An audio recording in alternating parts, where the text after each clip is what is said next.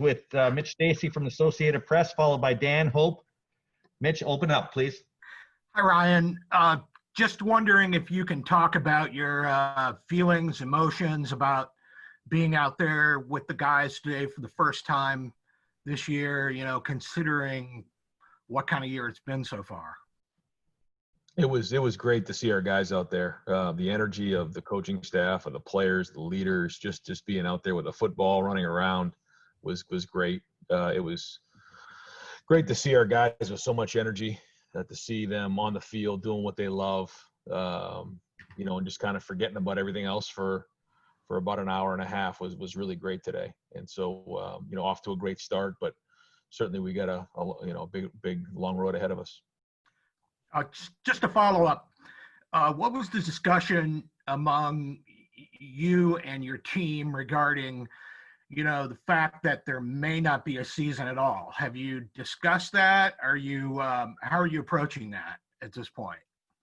Yeah, so we've had a lot of conversations, and the message has been that this is something that, I feel like it's been a broken record here for the past few years, but when we say focus on right now and win the moment, this is the ultimate situation for that, because we don't know what's coming tomorrow.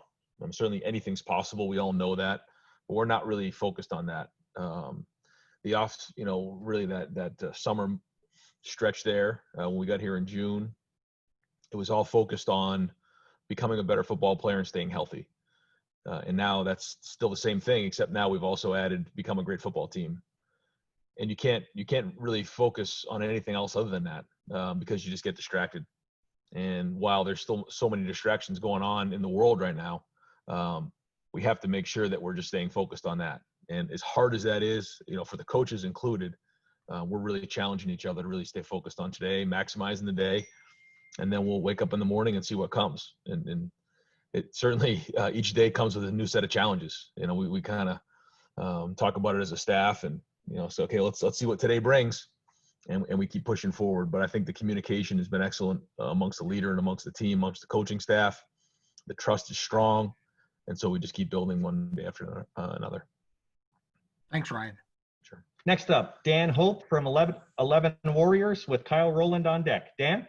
Hey, Ryan. Obviously, there's been some players in college football who have decided they're not going to play this season. Have you had anybody come to you with concerns about playing this year? And if somebody was to come to you and say, hey, coach, I'm thinking about opting out, how would you handle that conversation? Talked to the team yesterday and made sure that they understood that if someone does have concerns and opt out for whatever those reasons are, whether it's high risk or whatever they are, that we're going to have conversations. And if at the end of the day they don't feel comfortable, their family doesn't feel comfortable, that doesn't mean they're not going to be part of the program. We're going to figure that out and make sure that we have a program in place until they do feel comfortable, whenever that might be.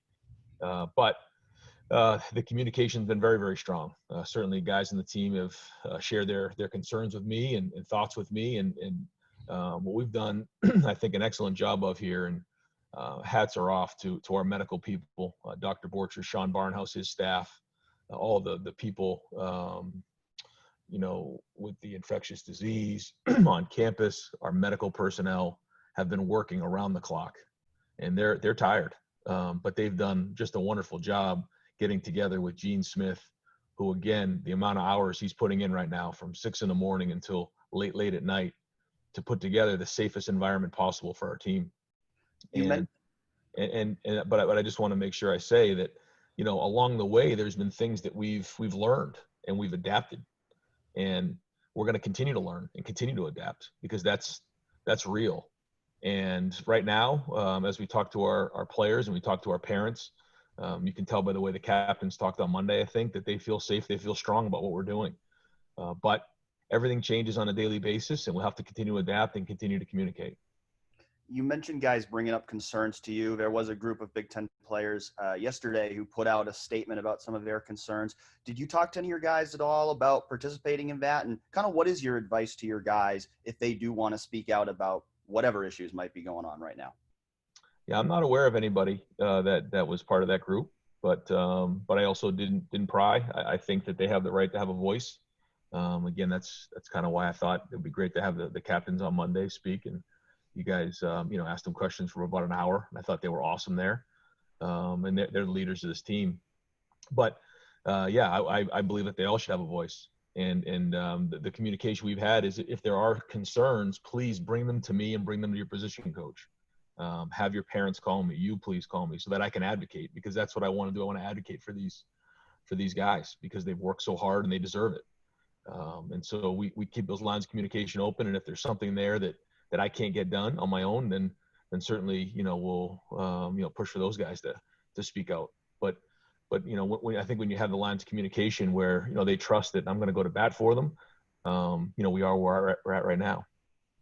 Thanks, Ryan. Next up, Kyle Rowland, the Toledo Blade, with Austin Ward on deck. Kyle? Hey, Ryan. Obviously, this is a very fragile time. UConn's already shut things down. The stuff going on at Rutgers seems concerning. Are you completely comfortable with Ohio State starting right now? I'm comfortable with us starting training camp. I still think that in order to play a game, not yet. I think that the Big Ten did a wonderful job yesterday of laying out some of the stuff that as we get into the competitive season, some of the details and protocols moving forward. But certainly there's more details to be ironed out before we go play that first game.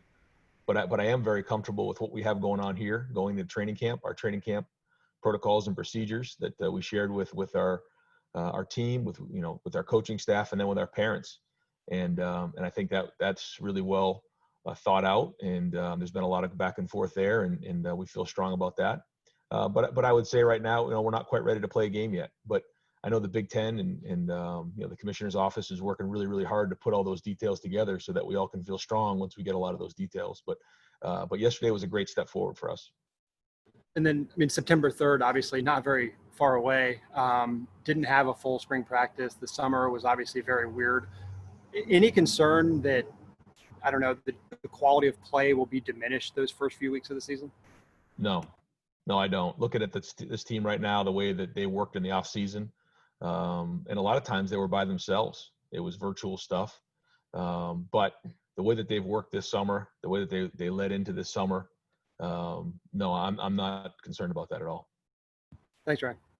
Next up, Austin Ward from Letterman Row, with Bill Rabinowitz on deck. Austin? Hey, Ryan. There was a lot of conversation over the summer about how do you manage a practice? You want to stagger it with 1s and 3s and 2s and scout team just to avoid some of the contact tracing situations. Have you decided definitively what you guys will do throughout the month, or how is that plan sort of taking shape? Yep. It's a great question. We're doing both. We have both models, and we're actually using both models for different reasons. Today we did a split squad. Tomorrow we'll all be together, and we have to do a great job of managing those situations and making sure that we're doing a great job with all the protocol that's in place for training camp. But to answer your question, there's a good reason to do both. When you do a split squad, you get a little thin across the board. When you come together, you have to do a great job of spacing everybody out when you're on the field based on all the protocols. So we have both in play, and we're going to use them throughout training camp. Does that extend beyond just practice to, the way you meet, like who might room together during training camp? How much logistically is different than previous years? A lot. We've decided that we're not going to go into the hotel. We're going to leave them in their apartments. They're comfortable right now. We feel good about their situations in terms of everyone has their own room. We're trying to really de-densify, all the situations in terms of how many guys are living with others because of what you're talking about in terms of exposure and contact tracing. I think we've done a great job of that. Still working on that, but I think that's important. And so, I think when you look at this year, it's going to be very different. We've changed, what we're doing in terms of meetings. We've done a great job of putting up some tents around the Woody so that we can get some air and do some meeting outside, because we found that obviously when you're outside and we have more room to spread out, that really helps. So that, along with masking and really changing the style of where we're meeting on a daily basis, I think that's really helping just make sure everyone feels comfortable with their meeting spaces. We also have to do a great job, with the locker room. Our locker room now is the indoor And so a lot of those things and protocols had to have been adjusted, and that's what we put together over the last couple months, and we feel great about it as we go into camp. Thanks. Next up, Bill Rabinowitz with the Columbus Dispatch with Tony Girdman on deck. Bill? Yes, Ryan. I know you've kept parents in the loop throughout the navigation of this whole COVID situation. How much of a priority has that been to you, and what's the response been from parents in terms of their comfort level with what's going on? Yeah, I think it's huge. I think when you go recruit young men to come into your program, you're recruiting the whole family. And so I think, if you asked our parents, I would hope that they would say that we've done an excellent job of communicating. And my phone's always on. I'm constantly taking calls from parents. And sometimes we don't have the answers. Sometimes we don't have great answers. But we take their feedback. And then, when we get their feedback, for instance, there were parents of different people who, were in quarantine that gave us some great feedback on how we can make it better. We made those changes. And I think that's very, very important. Obviously, communication at this time when you can't bring everyone together is critical, but certainly for parents and their sons to be on the same page during this time is very, very important. And I think right now we're in a good place, but we got to keep building on that and keep growing. Were any players missing from practice today? Can you give any kind of injury update, players that didn't participate, and how specifically are the running backs, Sermon and Master? Yeah, the only thing I'll give you is just, I think everybody looks real strong. I'd rather not give you, an update on who was there, who wasn't, but yeah, I would say that, as we start building, more and more practice together, I can probably give a little bit of an update, but right now everybody looks great. Everybody looks strong. Thanks, Ryan. Mm-hmm. Next up, Tony Girdman with Buckeye Scoop and Tim May on deck. Tony? Ryan, regarding Justin, what was it about him that you think made him a selection as a captain? Well, I think that Justin had a chance to be a captain last year. We felt like, we wanted to wait till make sure it was a third year. He was just, showing up, last year, but he quickly made an impact on his teammates. First of all, his ability to operate the team at quarterback, it's just a natural leadership role, but he has his own way of leading. He has a lot of credibility with the entire offense for a lot of reasons. He cares about what he does. He's very intelligent. When he's on the field, he knows exactly what's going on. He's really tough. And I think just the way that he was down the stretch last year would show his physical toughness on the field, mental toughness to come back in some of those games and play after taking some shots, was when he really won the team over. And so he came back and had an unbelievable offseason, showed up in really good shape. And now, this is a great opportunity for him to now be, the leader of Ohio State and have a great, memorable year. Have you seen anything from him, just the way the season ended? Have you seen that kind of fueling him through this offseason, do you think? He's very determined. I don't want to speak for him. He kind of got a chance to speak on Monday, but he's very, very motivated right now. And you can just see the look in his eye. Thanks. Next up, Tim May with Letterman Row and Doug LeMaurice on deck. Tim?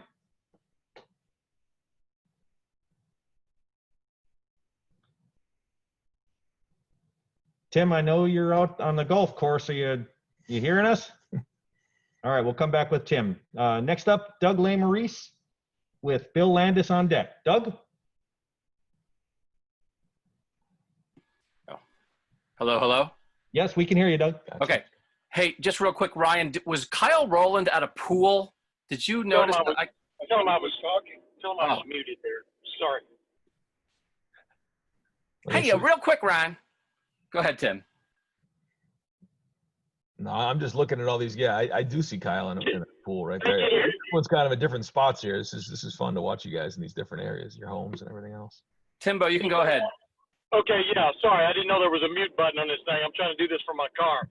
Hey, Ryan, number one, what is the most, jeopardy-facing situation you think in practice? Is it when the linemen go head-to-head? That's what I've been told, is that that's maybe the thing you've got to watch most when those guys are face-to-face for 5 to 10 seconds, 15 seconds. But just where are you really being careful, do you think, as this thing develops? Well, I think that the testing protocol is the number one thing in terms of being, making sure that you have a clean practice. That's the number one thing. And then, we want to try to limit the amount of contact we can have. And we have, as we headed into practice, we wore the gaiters, we wore the gloves. We disinfect as fast as we can with the pads and those type of things. And yeah, we're going to try to limit the amount of contact we can have, certainly taking guys to the ground. But it is a contact sport. And so, you know, we try to limit it the best we can, but at the end of the day, there is going to be blocking, there is going to be tackling. And the other thing, you know, obviously spring was important for all these guys, but for the backup quarterback role, you got Gunnar Hoke, and then you've got the two freshmen, and just, you know, especially those two freshmen, what kind of like accelerated program, I guess, you have them on this preseason camp? It's been hard because it's been so many meetings. If you think about all the meetings leading up to spring practice, and then we only had three practices, and then there was just months upon months of meeting and watching film. And so there's nothing you can do to replace experience of 7-on-7 and then of practice reps and certainly game reps. So that's just been the thing that we've been pushing really hard of the meetings and talking things through. But these guys have to get reps. And so now it's great to get out to practice and see those guys, you know, learn and keep building as they get those reps under their belt. Hey, one other quickie. You guys are opening on a Thursday night. The way I read it, you know, the way to read the rules, you literally could have started your camp yesterday. Did you guys not know you were starting on Thursday basically until yesterday? And then number two, do you feel like you're losing a day? I mean, because I know all these days are precious to you at this point. Yeah, we got the schedule when everyone else did yesterday, and the way I understand is Illinois and us started yesterday. Started today. So I guess we could have, but we got the schedule yesterday. So both of us started today for practice. Thank you, man. Mm-hmm. Next up, Doug Lesmerises from Cleveland.com with Bill Landis on deck. Doug? Ryan, a couple football questions. I know it's just day one, but how do you imagine the right tackle battle might shake out? 2 5-stars there, but specifically when you have a true freshman like Paris, is that an uphill battle for a true freshman to try to start on the offensive line? But just NPF and Paris trying to fight for that job. Both very, very talented. And, you know, until you get put pads on, it's very hard to tell with an offensive lineman. But I've been very, very impressed with both of them for different reasons. I think that Nick had a tremendous offseason. His body weight's as strong as it's ever been. I think he's had a great offseason. He's strong, really looks like a different person. And then I've been very impressed with Paris and, the short time he's been here, his attention to detail, and just the work he's put in to get him to where he's at right now. So we get a better idea once the pads get on, but both look really, really good. And then the receiver position, to have 4 true freshmen in the mix there, just sort of what you talked about with the backup quarterbacks, just that all the time that has been missed. How does that affect the wide receiver playing time battle when 4 of the guys involved have never done this before and missed opportunities in the last couple months? I don't know if it changes the playing time because we like to roll guys, as you know. You know, we had a couple of years ago, we had 6 guys rolling constantly, and they were great receivers. So anybody who deserves to play is going to play. We like to play with tempo. We like to play fast, so those guys get gassed quickly, and so we like to roll guys. But missing the spring certainly hurt. There's a lot of reps under their belts that they did not get, and so it's similar to the quarterbacks. The good news is they're all very talented. The quarterbacks are talented. The wide receivers are talented, but they just don't have the experience and didn't get the spring. So that's where the next few weeks are critical to get those guys up to speed in terms of their experience. Thanks, Ryan. Next up, Bill Landis from The Athletic with Joey Kaufman on deck. Bill? Hey, Ryan, you mentioned that you're not quite comfortable yet with the idea of playing games. What's your comfort level with going full contact even in your own camp? And what's the timeline to ramp up, I guess, going from what you're doing now to shells to full contact? No, I mean, we feel great about training camp. In terms of where we're at with our testing and the way that we're handling our protocols and procedures. So that part of it, we feel great about. And it's just, there's a lot of things that need to be worked out. And they're working really, really hard, and they're doing a great job, in the Big Ten office to try to come up with those answers, and it's ever changing. But certainly testing and contact tracing and all of those things are, right at the forefront of the conversation. And as time goes on here in the next couple of weeks, I know that we're going to come up to a conclusion on a plan, a way to attack that. And when we do, we'll we'll cross that bridge when we get there. But right now we feel great about our training camp. Do you is the timeline for, I guess, the different phases of a normal training camp any different with what you're going through now in terms of when you decide to pad up and all that stuff? Gotcha. No. Once we started training camp, then it was just all one phase. So I hear what you're saying, in terms of helmets and shoulder pads and then full pads. No, we're ready to go in all those phases. And then the back end of your defense specifically, and when Kerry got hired, he talked a lot about finding some change-ups to work into the defense. And I know that's hard when you go through an offseason when you're not practicing, you're not even together. What's your confidence level that you'll be able to find some stuff to add here in these next few weeks before you guys theoretically go play a game? Yeah, I think that because there's been so much downtime, coaches come up with all kinds of great ideas. They've had a chance to watch a lot of film, and we're not short on ideas. I think it's the same way across the board. Now, the question is, what can we put on the field and execute effectively? So we got a lot of change-ups. We got a lot of ideas, a lot of different things, a lot of plays, a lot of defenses, a lot of blitzes. But at the end of the day, what are we actually going to be able to execute at a high level to go win games in the Big Ten? And that's the challenge over the next couple of weeks. Next up, Joey Kaufman with the Columbus Dispatch and Brandon Gulick on deck. Joey? Ryan, you talked about some of the things you guys were doing in practice as far as some of the safety protocols, and some of the videos, players are wearing masks. Are they wearing masks for all of practice? And is that something that's going to be possible in the long term where people will be wearing, you go through a padded practice and players are wearing masks? Is that something that's really feasible, or how do you see that? Yeah, once we put the helmets on, we're not requiring them to wear masks, because we just think that for a lot of those guys, they're having a hard, especially the big guys, they have a hard time breathing through the gaiter with a helmet on. So we're not requiring that. But conversation, still is had on a daily basis about what is best. But some of the feedback we've got from our guys is that, especially when those masks and those gaiters get wet, becomes very difficult to breathe, and that's becomes another safety concern. So we're not requiring that during training camp.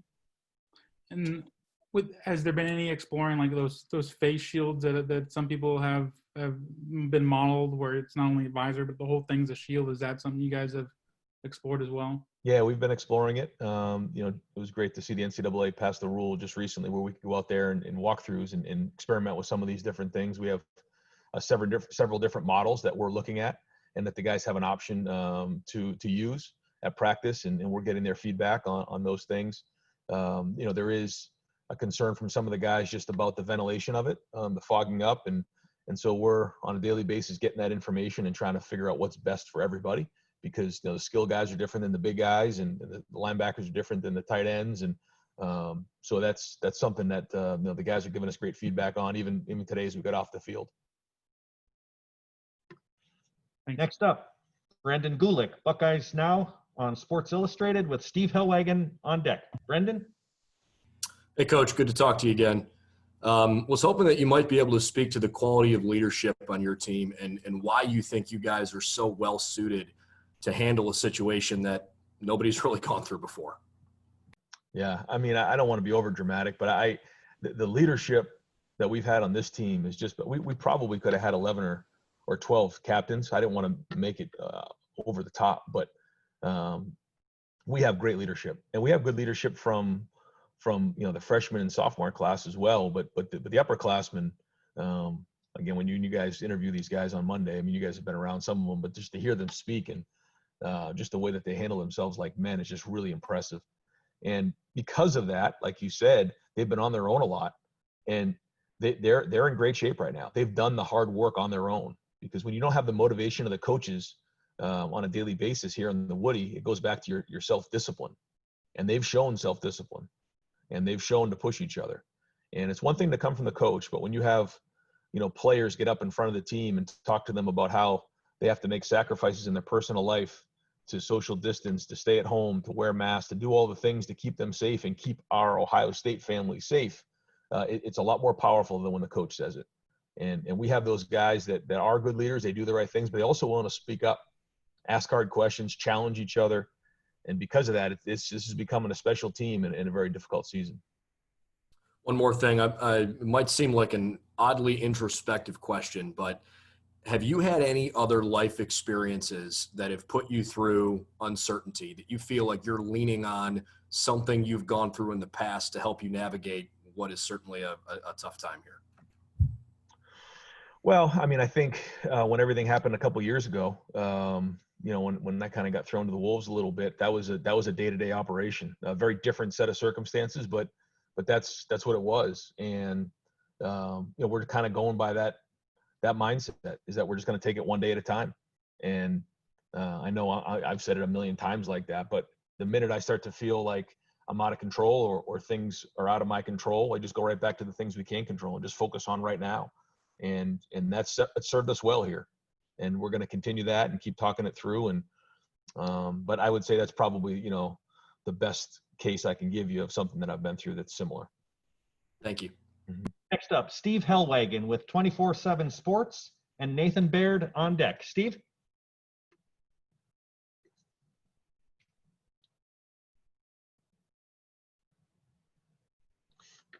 Nathan, we'll jump ahead to you.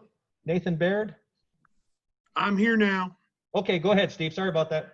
Yep. I guess, hope you're hanging in. Thanks again for doing the call today. Sure. The coaches poll voted you guys number 2 today behind Clemson, it looks like. Obviously, so many other things going on in the world. But again, that's high praise, I suppose, for the team that you guys have assembled, what you accomplished last year. Just your thoughts, I guess, about where people have you pegged going into the season.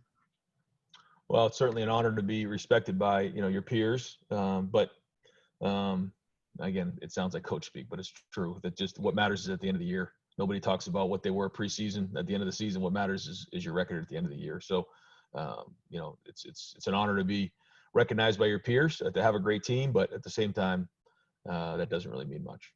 Yep. And you touched on this earlier, maybe the health of your players, without maybe giving an update on these guys. What would it mean to have Sermon and Teague at your availability, even from the first game on? How do you see that possibly working out as you get through the season? Well, both very, very talented. I will say that the master has done an unbelievable job of rehabbing. He has been focused on it. He's been disciplined. He amazes me every day with what he's done to get to even where he's at right now. And very, very impressed with what he's done. And again, it wasn't easy because he was on his own a lot. But with Adam Stewart and Sean Barnhouse and our staff, and then his work ethic has been just tremendous. And Trey's been a great addition so far. He's got a great way about him. He's got a great work ethic, and our guys have kind of embraced him. And when you bring in a fifth-year senior like that, or somebody who's a transfer, in one of those settings, you have to find the right guy. I mean, Jonah Jackson was that right guy, and we think Trey Sermon's the same way. But I think our running back room in general is a lot deeper. I think Steele Chambers had an unbelievable offseason. I think you're going to see great things out of him. Marcus Crowley's coming off of his injury. He's done a good job. And then Mayan Williams has stepped in short time and shown that he can learn quickly, and he's gotten himself in great shape too. So in a room that, we were kind of short on depth the last year or so, we've created some depth there, and that whole room has worked really, really hard, and it should be an asset for us this season. Thanks. Next up, Nathan Baird with Cleveland.com and Pat Murphy on deck. Nathan? Hey, Ryan, you said after last season that you were looking for new leadership to step up in the secondary. I guess beyond Sean Wade, what have you seen in the last few months, or who have you seen in the last few months sort of step up and start to assert themselves there? Yeah, I mean, we have some young guys back there, but I would say with the addition of Sean, I would say that Seven Banks and Marcus Williamson both have shown leadership. They've set an example, and they're holding guys to a certain level. So I think Kerry's done a great job with that group. As you guys know, he's got a lot of energy out there. He's pushing those guys really hard, but he's building that accountability within the unit. And those guys have stepped up, and once we get the pads on and get going, hopefully some more will. I guess just how much is it helping to have Kerry there, having maybe had a background with these guys? And do you see that, because he recruited some of those guys, do you feel like that helped get through some of what otherwise might have been communication problems or other issues that you would have otherwise dealt with during this separation? 1,000%. Yeah. I mean, there's a trust there from some of the older guys. And so they kind of picked up from where they left off. And because of that, during this time, his credibility was instant. and that really helped that whole group through this time. Thanks. Next up, Pat Murphy with 24/7 Sports and Mark Schlabach on deck. Pat? Yeah, Ryan, Doug asked you about the young receivers. I'm curious about a guy like Jalen Harris. We saw in the spring he was running with the first team, hasn't had a ton of first team reps. Where does he stand? What's his situation heading into fall camp? Yeah, Jalen did a really good job. I felt like in the winter going into spring practice, then obviously that got cut short. And so, he got named to the leadership committee, had a lot of momentum. And so now as we get into the summer and we get into camp, we're hoping that he can get out there and make an impact for us. And kind of like you said, this is kind of the next step for him. He's an upperclassman now, and some of the other guys look up to him. So, we're hoping that he can really step up like some of the, former receivers who have been in that situation have. And switching gears, we've heard a lot of people address this yesterday with the schedule coming out. Michigan game, not the last Saturday of the season. I'm just curious your thoughts on that game being moved up. I don't have much of an opinion on it because we knew that the schedule was going to be different, and we knew that 2020 is just different. And whatever it was, just because the schedule is what it is now. One of the things that Kevin explained to us, Kevin Warren explained to us, and Gene has explained to me, is just that those games may get moved around based on what happens during the season too. So we don't know exactly how the season will look, how it'll play out, where we'll play some of these teams. So again, we'll just keep working hard over the next couple of weeks, and then as we start to approach September 3rd, we'll get ready for Illinois and then keep building one week after another. But nothing's normal this year, and so this won't be either, and that's okay. We're willing to adjust and whatever it takes to get it done. Next up, Mark Schlabach with ESPN.com and Spencer Holbrook on deck. Mark?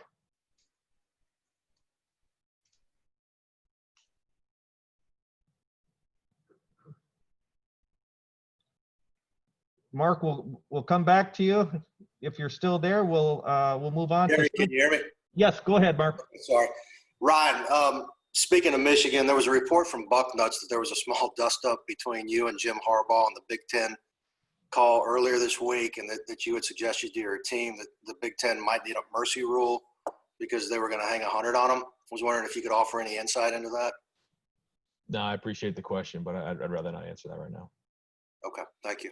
Yep. Next up, Spencer Holbrook from Letterman Row with Jeremy Birmingham on deck. Spencer? Ryan, you guys had a really talented offensive line last year, and bringing back the guys that you are, is this the best offensive line you think you've seen since you've been here at Ohio State? Has the potential to be. Yeah, it does. They haven't done anything yet. So we'll see. But when you return Thayer Munford, Josh Myers, and Wyatt Davis, and then you supplement Harry Miller, and then, whether it's Nick or Paris or DeWand, we have depth too. And so I'll tell you, I think this offensive line, along with our tight ends, could be one of the best I've been around. And that's high praise, but they have to do it. And but it's just fun to see these guys. Stud and Kevin have done an unbelievable job of developing this young group, and they've now become men. And when you look back on last year and what they did, now they're only getting stronger. So their attention to detail, their focus, their seriousness has been very impressive this whole off season. So it's fun to see them as they start to put the pads on. And then now that Sean has been named a captain, he told us a couple days ago he's not really a vocal leader, but you might need a vocal leader within that room since you lost so much. What can Sean do, and what can the other guys do to kind of supplement what you lost when it comes to leadership? Well, I think that Sean certainly has credibility, but Sean shouldn't cut himself short either. When he speaks, people listen. And when you get put into that role, I don't know if you ask Jeff Okudah what kind of leader he was at this time last year, he probably would say the same thing.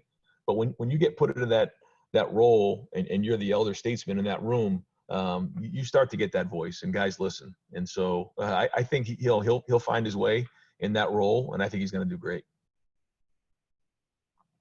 And we're going to wrap up today's conference call with Coach Day with a couple questions from Jeremy Birmingham from Letterman Row. Jeremy?